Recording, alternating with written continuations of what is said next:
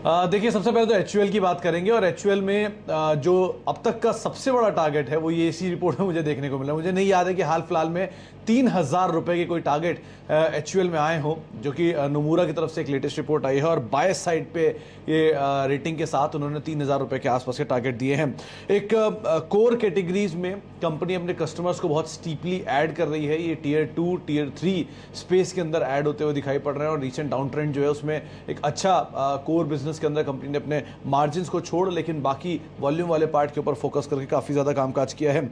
अच्छा, दूसरा कंपनी अपने बाकी पीयर्स से कंपिटिटिव एज ले रही है, अलग अलग प्रोडक्ट अलग अलग कैटेगरीज को लेकर, और नोमुरा को ऐसा लगता है कि ये बहुत ही वेल इक्विप्ड है अपने मार्केट शेयर को रीगेन करने के लिए और बहुत तेज़ी से बूस्ट करने के लिए कई सेगमेंट में। तो वो ये भी मान रहे हैं कि अपने पीयर्स से बहुत अच्छे गैप के साथ ये आगे बढ़ते हुए दिखाई पड़ रहे हैं। इसीलिए उनको लगता है कि 21 से लेके 24 FY21 से FY24 के बीच में ईपीएस ग्रोथ जो रहेगी वो करीब 17% के आसपास, 15-17% के आसपास रहने का एक अनुमान वो लगाकर चल रहे हैं और बहुत स्ट्रांगली उन्होंने बाय साइड पे एक रेटिंग दी है और 3,000 रुपए के टारगेट, यानी यहाँ से करीब 20 से 25% के आसपास का अपसाइड उन्हें दिखाई पड़ रहा है एचयूएल के अंदर।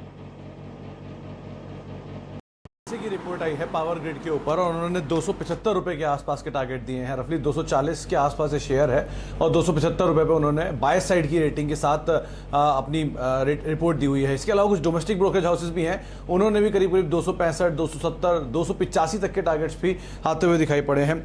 मेजरली नंबर्स इनलाइन ही मोरलेस बोले जा रहे हैं। हाँ, बोनस वाला पार्ट जो है वो क्रूशियल है, वो अब तक किसी ने डिस्काउंट नहीं कर रखा था।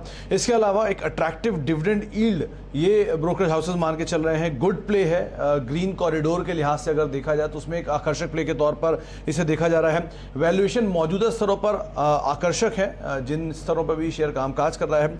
और FY22-23 के लिए एक ईपीएस एस्टिमेट कंसेंसस साइड से 5% बढ़ाया लोअर एंड पे और अपर एंड पे करीब 7 से 8% के आसपास ब्रोकरेज हाउसेस बढ़ाते हुए दिखाई पड़े नंबर्स के बाद। इसीलिए अगर आप on an average consensus target के साथ जाएंगे तो 270-275 की रेंज में आ रहा है। हायर एंड पे टारगेट 285 रुपए के आसपास देखने को मिल रहा है। देखिए, दूसरी जो बड़ी रिपोर्ट थी वो थी सन फार्मा के ऊपर। इसके ऊपर भी नज़र इसलिए रखनी होगी क्योंकि कंपनी के ऊपर एक CLSA की रिपोर्ट आई है और 850 रुपये के आसपास के टारगेट हैं। हाल फिलहाल में सन फार्मा में भी इतनी बड़ी रिपोर्ट नहीं देखने को मिल रही है और ये वो लेवल से जहाँ पे पुराने बायबैक्स होते हुए दिखाई पड़े थे सन फार्मा के। इन्होंने ये बात साफ की, company double digit growth maintain करेगी YoY बेसिस पर इंडियन कारोबार में FY21 से 24 के बीच में, और इंडियन और ग्लोबल रैंप अप जो कंपनी कर रही है वो कंपनी के लिए एक स्ट्रेंथ के तौर पर कामकाज करता हुआ दिखाई पड़ेगा और इसी के आधार पर कंपनी के अगले ग्रोथ ड्राइवर्स तय होंगे। इक्विया का डाटा ये सजेस्ट करता है कि सन थेरेपी कारोबार में, थेरेपी सेगमेंट के अंदर लीड कर सकती है और इनकी जो फील्ड फोर्स है वो बहुत ही एग्रेसिवली कामकाज कर रही है, भले ही उस पूरे स्पेस में एक अच्छा कंपटीशन बनता हुआ दिखाई पड़ रहा है। इसीलिए CLSA की तरफ से एक बाय सन फार्मा के ऊपर करीब 850 रुपए के टारगेट्स के लिए। अच्छा, एक बहुत ही इंटरेस्टिंग रिपोर्ट आज आई है NBFC स्पेस पे। ये क्रेडिट स्विस की एक रिपोर्ट है। उन्होंने बात साफ की कि ट्रकर्स के ऊपर, जो ट्रक्स हैं उनको ओनर्स के ऊपर एक सर्वे किया है और उस सर्वे में साफ निकल के आ रहा है कि EMI के डिफॉल्ट्स हो रहे हैं और साथ साथ जो डिमांड है वो थोड़ी सी स्लो पड़ते हुए दिखाई पड़ रही है कोविड की वजह से।